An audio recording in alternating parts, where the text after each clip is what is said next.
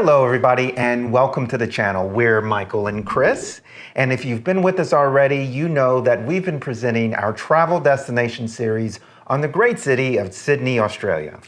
And if you know us, you know that every time we finish a destination, we do a cost video. We do a transparent review of the cost. That helps us, and we put this video out to share with you the lessons that we've learned. So if you're planning a trip to Sydney, hopefully it can help you get started on how you want to plan your trip. We'll start with the overall total cost, and then we'll break it down into the major categories. So let's get started.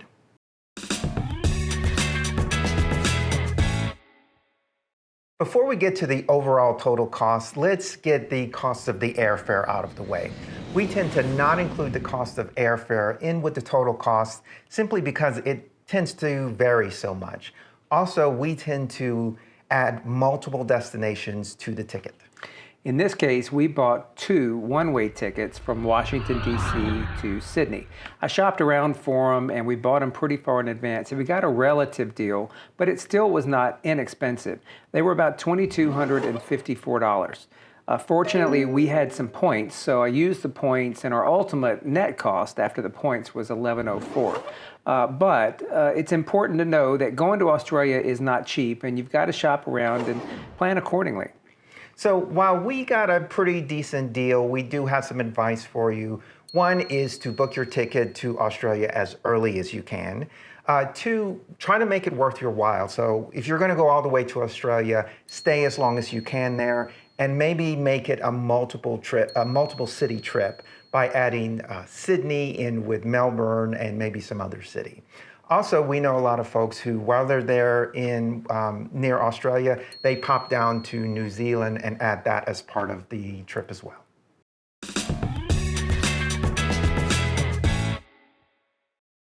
I was lucky to have lived in Australia many, many years ago, and back then, the American dollar stretched pretty far. That's not so much the case anymore. Australia is pretty expensive, and Sydney in particular is very expensive. And also Australia, like a lot of other world countries, has been hit hard by inflation. And because we knew it was going to be expensive, when we established our budget for Sydney, we upped it, and we upped it to $225 per day. We were there 29 days, so our budget was a healthy $6,525. But for those 29 days, we actually spent $7,935. So we went over budget, and we went over budget pretty big by about 21%. But there's a really good reason for that, our Airbnb. Yeah. We did an entire video on what happened around our Airbnb, so we'll cover a little bit about that right now.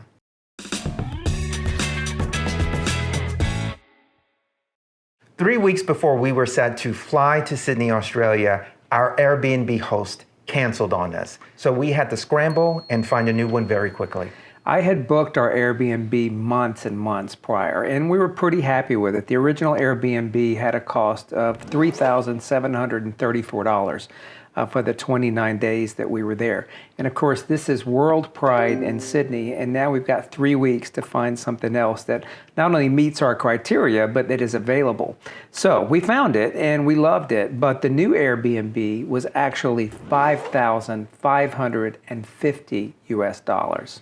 So it certainly was a lot more expensive, but it was an incredible Airbnb. If you haven't seen that video, please go to it because we give you a full walkthrough and it's incredible. If you get a chance, you go to Australia and you can't afford to stay there, we recommend that you book that place. But if not, just book your Airbnb early enough. There are less expensive options.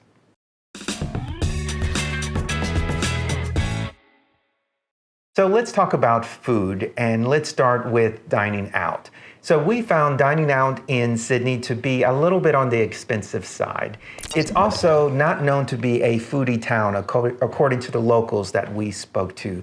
You go to Melbourne for that.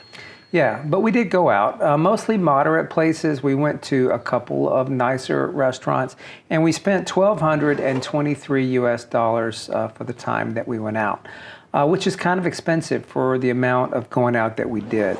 Now, in Australia, you save tax because the tax is already built in, so there's no additional tax like you have in the US, and tipping's not a big thing there. So you generally save tax and tip while you're there. We did find that there is some good Asian cuisine there due to the location in Australasia. We do recommend going to Redbird Restaurant that's located in the Redfern neighborhood. Really good food, so if you find yourself in Sydney, try that out.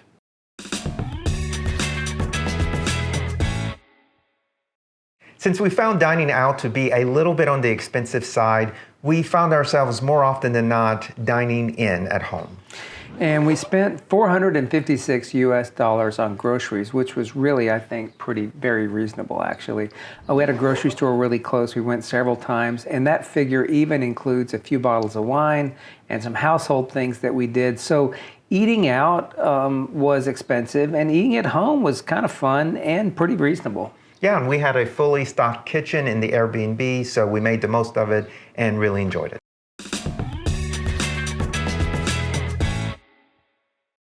One of the things that Sydney excels at is in its public transportation.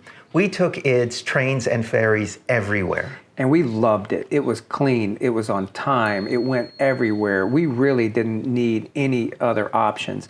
And for all that, and we went a lot, we only spent $178.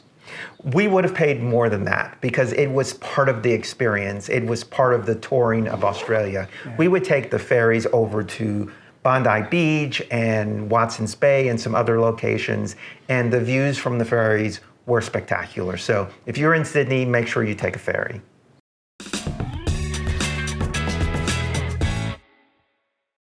Let's talk about entertainment. So when you go to Sydney, Australia, you want to make sure and see the Sydney Opera House. But we took it a step further. We actually went to an opera inside the Opera House. So with that and a few other things that we did, we ended up spending a little bit more on entertainment than usual.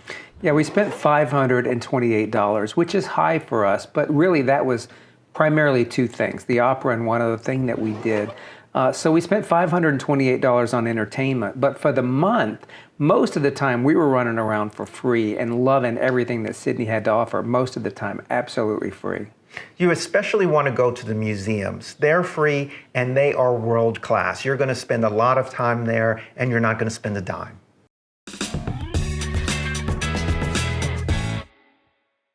We like to include a catch-all category called personal, where we include any other purchases outside of the major categories that we covered earlier. For example, we recently came back from Egypt, and while we were there, we purchased this amazing piece of art, which was this hand-painted papyrus. Yeah. On this trip, though, we didn't spend anything in this category. We spent $0. Although there was some amazing Aboriginal art that really caught our eye. We didn't have any room for it. But if you want to bring something back from Australia, that's a really neat thing to consider.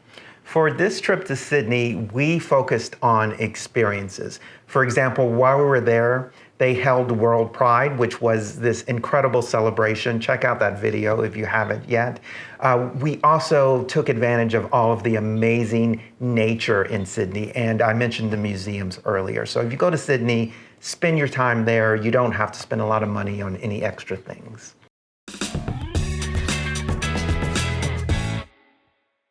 So what's our final analysis? Well, we loved Sydney. We had an amazing time and we would go there again and again.